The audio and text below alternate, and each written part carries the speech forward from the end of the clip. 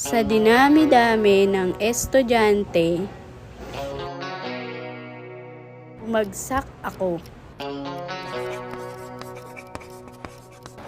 sa kanya.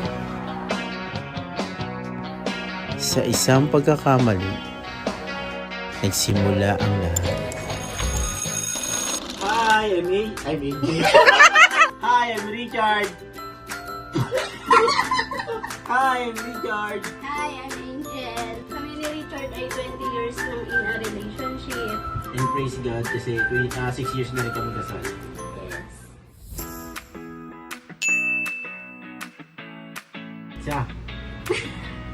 Ako na. Oh, Ako na nga. Pogi mo eh. Siya.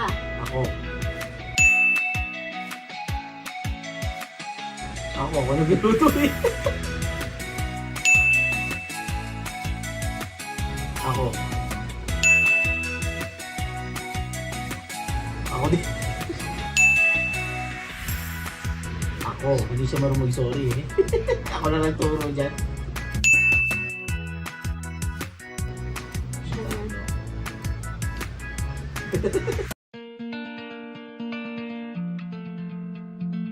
Nagkakilala kami summer class kasi mga matatalino kami. Kaya sa summer kami nagkakilala. Actually, patapos na yung summer class na yun, nagkakilala kami. May 2025. 2025. Ay! Ngayon lang 2005 kami nagkakilala ni Angel. Ayun, pinakuha ko yung, actually hindi naman siya yung kukunin na number. Nagka-bobo kasi yung classmate ko eh. Kaya nga summer eh. Puro bobo pala kami. Ayun, pinakuha ko yung number. Actually yung may babaeng dumaan na kasi laki siya lang din. Tapos nakadaan na yon, yung classmate ko naman, yung pagturo ko, siya yung nakita. Actually nasa English class kayo nun eh. No? Tapos kami nasa math, di ba ang ganda? Ayun, so pagturo ko, ang loko-lokong classmate ko, kinuha yung number niya. So, doon kami nagkamali. Doon kami nagka-text. Tapos, ayun, ako una nag-text sa kanya. Binigay ko ba yung number ko sa'yo? Oo, mamadali ka pa nga eh. Talaga ba? Ayun, actually binigay ko nga yung number ko. Tapos tinext niya ako. Tapos tinetext niya ako. Tapos tuwing linggo, nagsisimba kami sa St. Joseph, no? Kaya ayun, na unti-unti nanliligaw siya sa text. Tapos doon ko siya sinagot sa text din. Tapos yun nga, nagte-text na kami, nililigawan niya ako sa text. Tapos hanggang sa pumunta ako sa bahay nila, pinakilala niya ako sa mama niya. Tapos doon na kami tumatambay. Yung eskwelahan ko doon na sa kanila. Tapos, nung time na yon, meron kami pag-aaway noon na nakikipaghiwalay na ako sa kanya. Tapos nagulat ako, gabi na noon, pumunta siya sa bahay namin. Hindi ko alam paano siya nakapunta kasi hindi naman niya alam yung bahay namin. Tapos yun, itong bahay na to ginagawa pa lang nung time na yun. Napaganda pa kasi nung time na nagpunta siya, nakilala niya, naging legal kami dito sa bahay kasi hindi naman alam ng magulang ko na meron akong boyfriend. Ayun, nakilala siya ng tita ko. Pinakilala ko siya. Tapos nung nanay ko, tinanggap naman siya.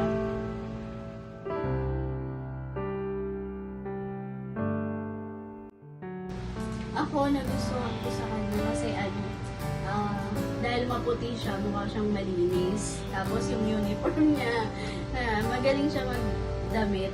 Malinis talaga siya sa damit. Tapos, yung eyes niya, yan. Tapos, na-confirm ko na siya na kasi no choice na ako. Buntis na ako na eh. Kaya kami na talaga.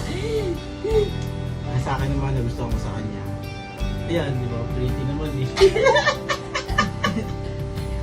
Ayun, hindi. Yun, tsaka, hindi kasi, malinis din siya magdamit ng, tsaka, mukha naman kang gay.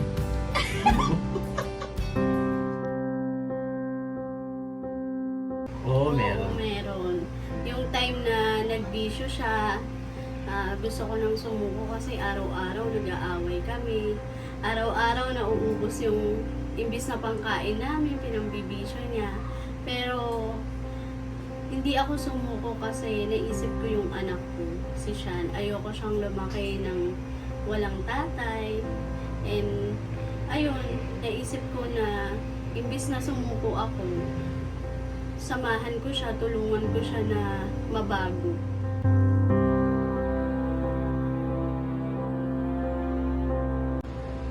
Nung panahon ng pandemic, kasi unti-unti doon kami lumayo kay Lord.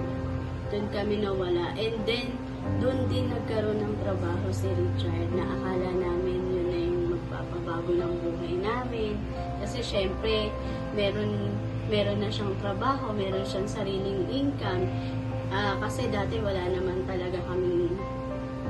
talagang trabaho isa sa amin. Kaya, alam mo yun, hindi namin alam kung saan kami kukuha. Pero nung nagkatrabaho siya, akala namin yun na yung simula ng maayos na buhay namin. Pero hindi pala. Kasi yun din pala yung simula na lalayo kami kay Lord. Na mawawala kami ng tuluyan sa Panginoon. Kaya akala namin masaya. Pero unti-unti na-realize namin na totoo pala yung words na kapag wala ka sa Lord, para ka lang naglalagay ng pera sa butas na bulsa. Kasi kahit ganong kalaki yung sahod niya, kasi sumasahod siya ng malaki nun, pero wala kaming naiipon. Ang worst pa doon, ang dami pa naming utang. Nagkanda utang-utang kami, nabaong kami sa utang. Kaya na-realize namin talaga na walang iba kaming kailangan. Walang ibang makakatulong sa amin kundi ang Lord lang. Kaya doon, nung bumalik kami ngayon ulit sa Lord, mas tumibay yung faith namin na ang Lord lang yung makakatulong sa amin para mabago ang buhay namin. Na walang ibang magbibigay sa amin ng maayos na buhay, magandang buhay, kundi ang Lord lang. Akala namin yung trabaho na yun is blessing. Yung pala is yun lang yung talagang totally na maglalayo sa Panginoon. Nung kami bumalik sa Panginoon, doon ko na-realize, doon ko rin nakita na wala talagang ibang magbibigay ng magandang buhay, maginhawang buhay, kundi yung Panginoon lang. Hindi yung pera na kikitain mo, kasi yung pera na yun, pag hindi mo kasama si Lord, mabilis na talaga mawawala. Pero yun, nakita namin, kaya talagang yung pagbalik namin, doon ko talaga na-realize lahat at talaga nag-decide ako na eto na to Lord, eto na yung huli, tsaka na naaalis kami sa'yo.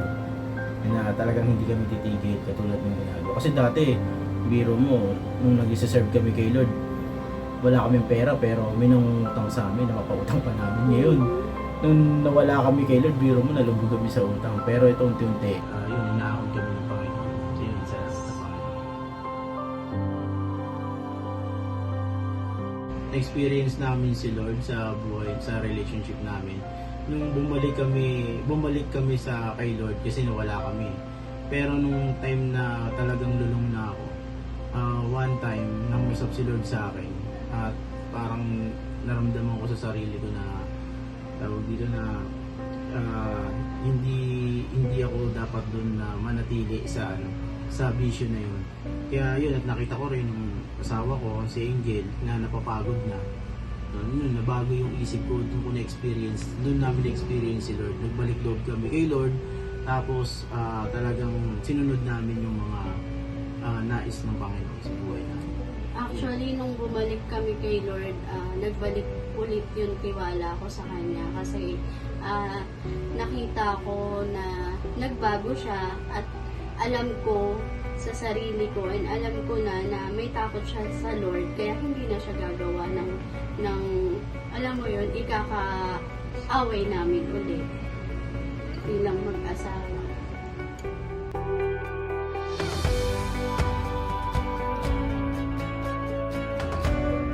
Madami. Example, yung kay Tim. Actually, yung kay Tim nahulog siya dito sa may hagdan eh. Nahulog siya diyan. Hindi namin alam kung ilang step yung pinaghulugan niya, pero kinukwento sa amin ni Tim, mataas daw. Pero ang himala dun is walang nangyaring masama sa kanya. Nagkaroon na siya ng scratch na sugat sa mukha. Pero kasi matuto eh. Di ba kung mahuhulog ka sa hagdan, talagang grabe eh. Papupot ko yung ulo mo. Tapos yung mga himala pa, yung wala na kaming pagkukunan ng mga pagkain namin, pero bigla-bigla merong magpapadala yung kapatid ko na hindi naman kami nanghingi. Pero yun, bigla-bigla Merong- nagugulat kami. Merong time pa nga nun, nung gabi na yon, as in wala kaming kakainin kinabukasan, wala kaming bigas, wala kaming ulam. Tapos meron pang pupuntang bisita dito para mag-share ng word.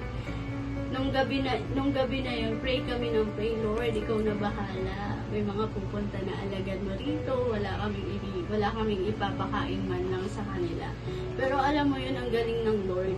Kasi kinabukasan, pagising namin, may text sa amin, nagpadala ako ng ganito, tapos nagpadala ng grocery. Ayun, nakakatuwa lang kasi hindi mo naman talaga ini-expect na ganun yung ibibigay sa'yo. Kasi hiningi mo lang pangkain ng kinabukasan, pero sobra-sobra kung magbigay ang Lord. Maraming lima lang ginawa ang Lord sa buhay namin.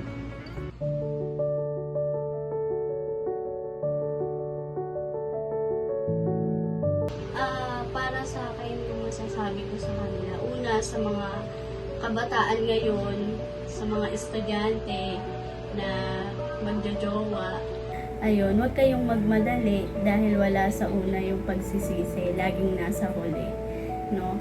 Ang kagandahan lang kasi sa amin, nakakilala kasi kami kay Lord, kaya unti-unti inayos niya yung relationship namin. No, sa mga estudyante ngayon, no, enjoy nyo muna yung pag-aaral nyo. Enjoy nyo muna yung pagkabata nyo. Kasi mas masarap na magkaroon kayo ng sarili nyong pamilya na stable na yung financial nyo. And sa mga mag-asawa naman na ngayon, no, oo, maraming pagsubok ang dumarating bilang pag-asawa. Hindi yan mawawala kahit kanino. Pero dapat kayong mag-asawa, nagtutulungan kayo at maging matatag kayo sa isa't isa. Dahil wala naman din ibang makakatulong sa inyo kundi yung sarili nyo lang. And syempre, higit na makakatulong sa atin, kundi dapat meron tayong, hindi lang dapat natin kilala ang Diyos, kundi dapat meron tayong relasyon sa Kanya. Dahil ang Diyos lang naman ang mag-aayos ng buhay natin.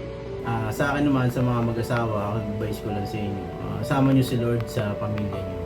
Kasi talagang kahit gaano pa katino yung lalaki o yung babae, dapat magkaroon lang tayo ng sa Panginoon lang yan eh. Kasi talagang ang tukso nandyan lang yan. Yung problema nandyan lang, kung mahina yung puso natin, tsaka yung mga sarili natin, matatalo tayo. Pero once na meron tayong Diyos sa buhay natin, na nagtitiwala tayo doon, at talagang pinagkakatiwala natin sa kanila, yung pamilya natin, yung mga asawa natin, malalayo tayo sa mga tukso na yun. Sa mga problema na yun, mariresolve ba kagad yun? Kasi yan totoo, talagang gumagaang yung problema at saka yung tukso nawawala once na tayo is talagang nasa Panginoon talaga. May relasyon tayong, totoong relasyon sa Panginoon. Diba? Kami nakakilala talaga sa Panginoon, talagang naging maayos sa tumagal. Hindi naman kami tatagal ng 20 years kung ganun lang eh. Kasi talagang masisira eh. Diba? Lalo na nagbisyo ako. Diba? Pero, ayun, basta isama natin si Lord sa buhay natin, sa pamilya natin. Lagi natin ipananalangin, yung mga asawa natin, yung mga anak natin. At talagang pahawak natin si Lord at hindi tayo. At prayer ko naman sa mga mag-asawa na ibigay nyo sa Panginoon yung relationship nyo. Huwag kayo yung humawak, kundi ipahawak nyo sa Panginoon. Kasi kung tayo lang yung hahawak, kahit gaano pa tayo kabuti, kahit mukha pa tayong anghel, once na natukso yan, mabibitaw at mabibitawan natin. Magloloko at magloloko. Ayun lang sa akin, talagang wala akong ibang may advice sa inyo, kundi ilagay nyo yung relasyon nyo, yung pamilya nyo sa Panginoon. Huwag sa atin, kasi kung sa atin lang, mabibitawan natin yan. Yun lang. kami grateful. Siyempre masaya ako kasi nakikita ko yung mga anak ko lumalaki, nagsiserve sa Lord, si Sean, diba, sumasayaw, at yung anak ko kahit na si Tim na maliit pa lang, nakikitaan ko siya ng potential na soon magiging praise and worship siya. Siya yung magigitar sa harap, sa stage. Ayun, masaya ako kasi lumalaki yung mga anak ko na alam mo yun, na hindi katulad ng ibang bata na nakikita ko, nagmumura, yung mga anak ko. Alam mo yun, ang bilang ina, ang sarap sa pakiramdam na sama-sama kami nag-church, nakikinig ng salita ng Lord. And nakikita ko rin, natututo silang mag-pray sa umaga, sa gabi, nagpapasalamat kay Lord. Diba?